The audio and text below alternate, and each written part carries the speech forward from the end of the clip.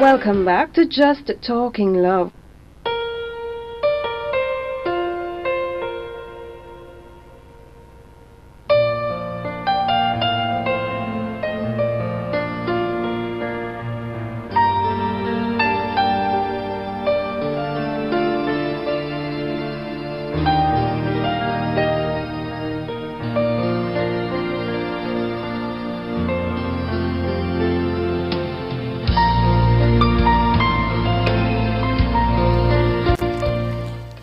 Welcome back.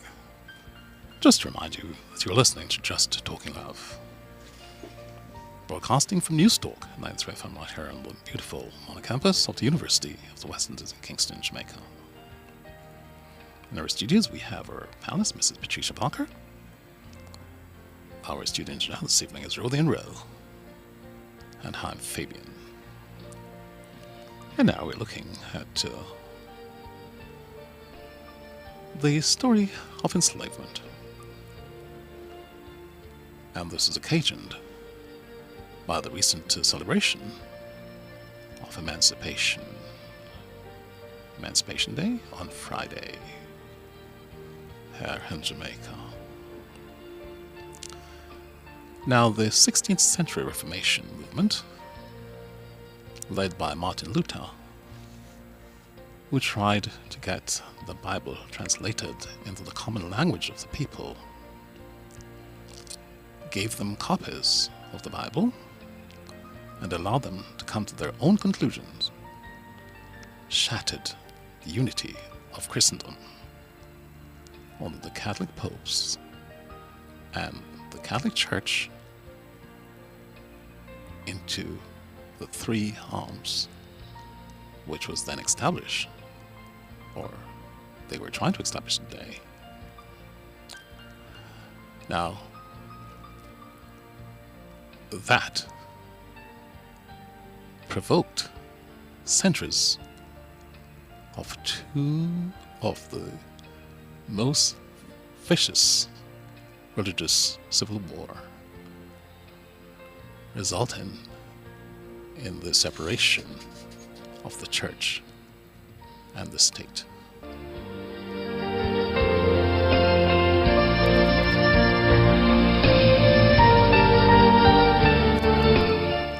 For their mere survival of the European civilization, Martin Luther defied Charles V by saying, "My conscience is captive to the word of God. I stand. I can do no other." Certainly, that wasn't pleasing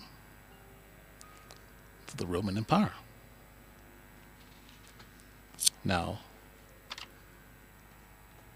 if we should think of any single person or persons who take that stand today,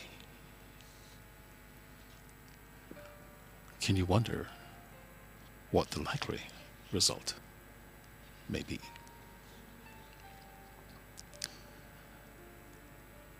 Now we're in a situation today where we need to look very carefully of the whole question of enslavement.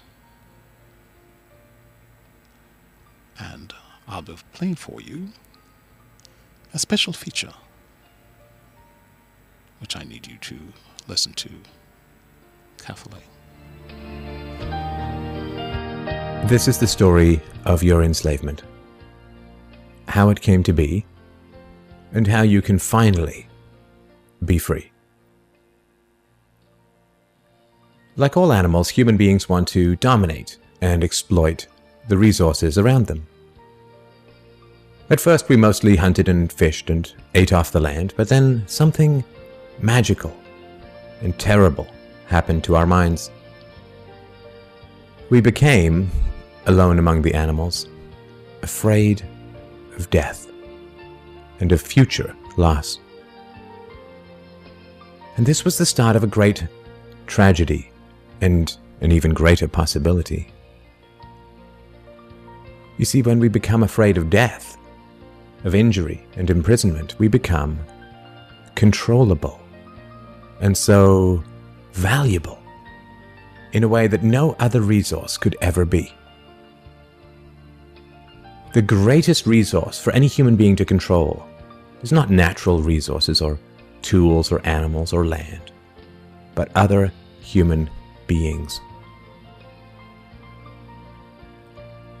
You can frighten an animal because animals are afraid of pain in the moment, but you cannot frighten an animal with a loss of liberty, with torture or imprisonment in the future, because animals have very little sense of tomorrow. You cannot threaten a cow with torture or a sheep with death. You cannot swing a sword at a tree and scream at it to produce more fruit, or hold a burning torch to a field and demand more wheat. You cannot get more eggs by threatening a hen, but you can get a man to give you his eggs by threatening him. This human farming has been the most profitable and destructive occupation throughout history, and it is now reaching its destructive climax. Human society cannot be rationally understood until it is seen for what it is: a series of farms where human farmers own human livestock. Some people get confused because governments provide healthcare and water and education and roads, and thus imagine that there is some benevolence at work. Nothing could be further from the reality. Farmers provide healthcare and irrigation and training to their livestock. Some people get confused because we are allowed certain liberties and thus imagine that our governments protect our freedoms. But farmers plant their crops a certain distance apart to increase their yields, and will allow certain animals larger stalls or fields if it means they will produce more meat and milk. In your country, your tax farm, your farmer grants you certain freedoms, not because he cares about your liberties, but because he wants to increase his profits. Are you beginning to see the nature of the cage you were born into?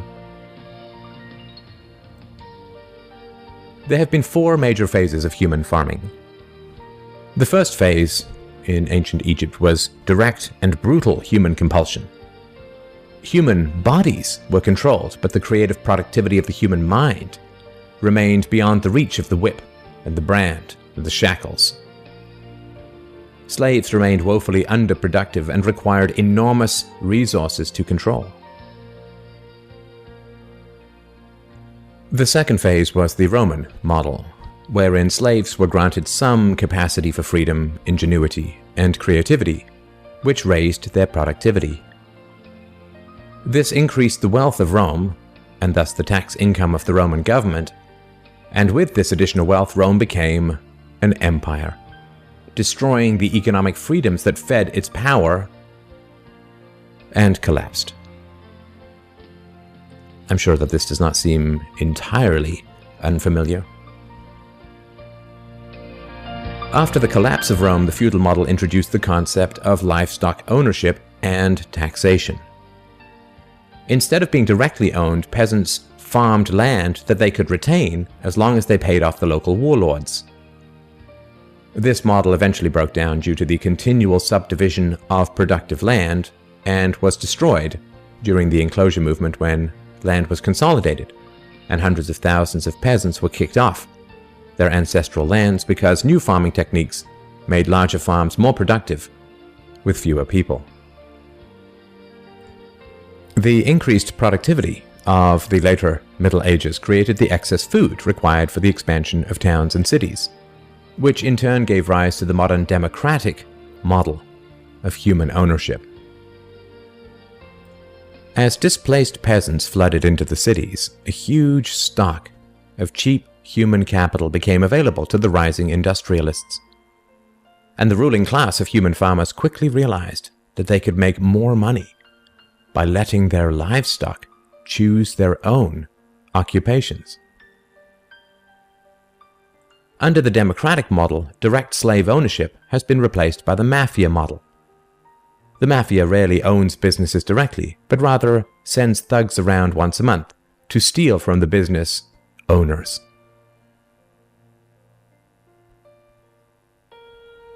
You are now allowed to choose your own occupation, which raises your productivity, and thus the taxes you can pay to your masters. Value this time in your life, kids, because this is the time in your life when you still have your choices. And it goes by so fast. When you're a teenager, you think you can do anything, and you do. Your 20s are a blur. 30s, you raise your family, you make a little money, and you think to yourself, what happened to my 20s? 40s, you grow a little pot belly, you grow another chin. The music starts to get too loud. One of your old girlfriends from high school becomes a grandmother. 50s, you have a minor surgery. You'll call it a procedure, but it's a surgery. 60s, you'll have a major surgery. The music is still loud, but it doesn't matter because you can't hear it anyway. 70s, you and the wife retire to Fort Lauderdale. Start eating dinner at 2 o'clock in the afternoon. You have lunch around 10, breakfast the night before. Spend most of your time wandering around malls looking for the ultimate soft yogurt and muttering, how come the kids don't call? How come the kids don't call? The 80s, you'll have a major stroke.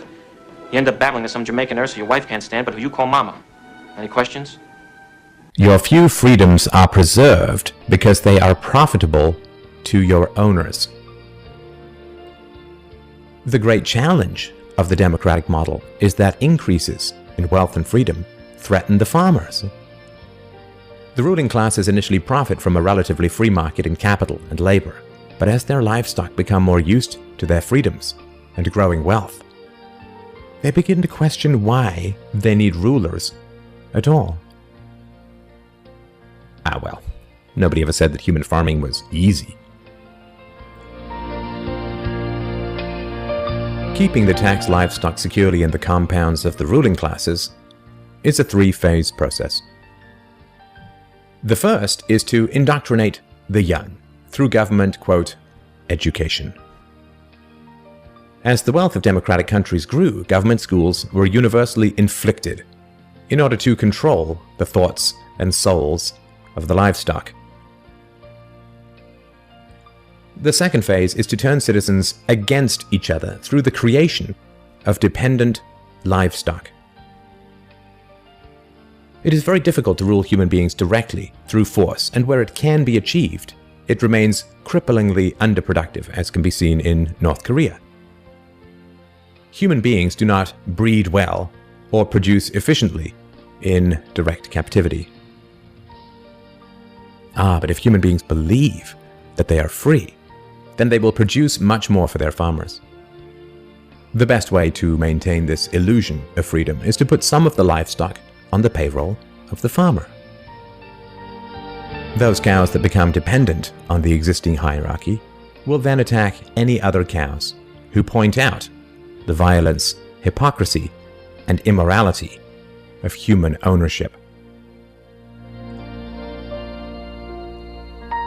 Officers positioned Grant face first on the floor with one officer near his head, a second near his back, and a third officer standing nearby. There appeared to be a brief struggle. Then, a 2-year veteran BART officer stands, draws his weapon, and fires.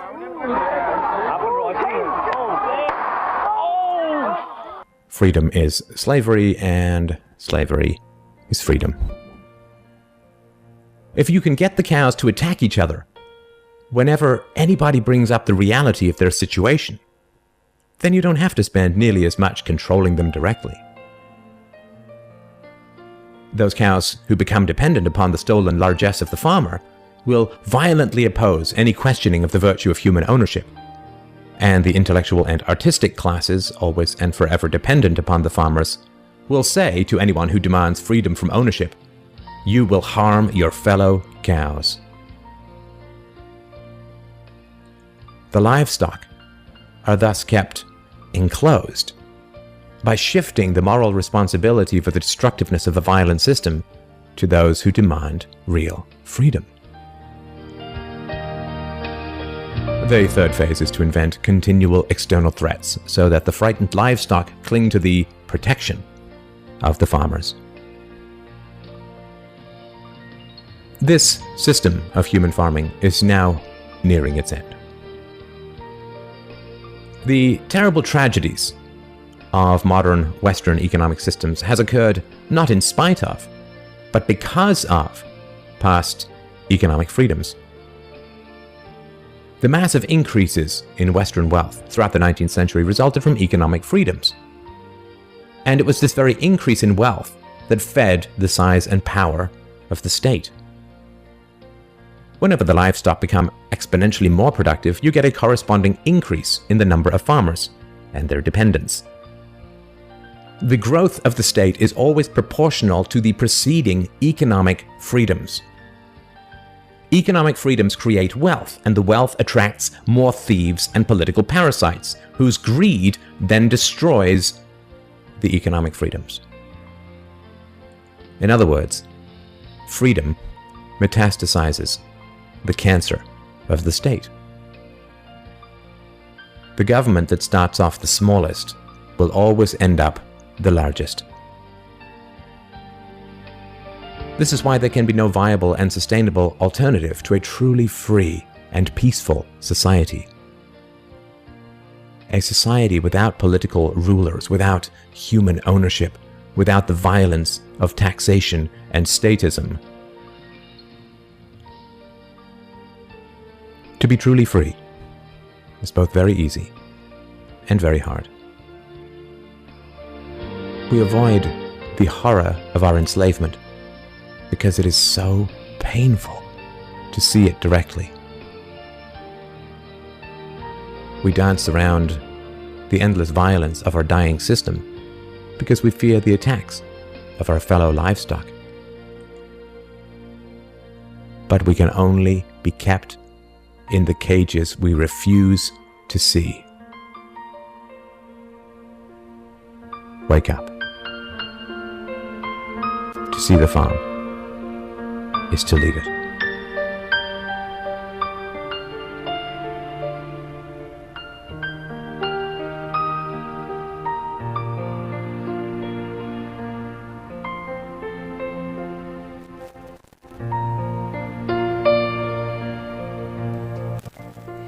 Yes, it is our decision to make whether or not we're going to continue to be dominated by the masters, who tends to make us believe that we're free. Are we? You're listening to Just Talking Love, broadcasting from News Talk 93 FM right here on the beautiful modern campus of the University of the West Indies in Kingston, Jamaica. We're about to take a short break. We'll be back with you momentarily.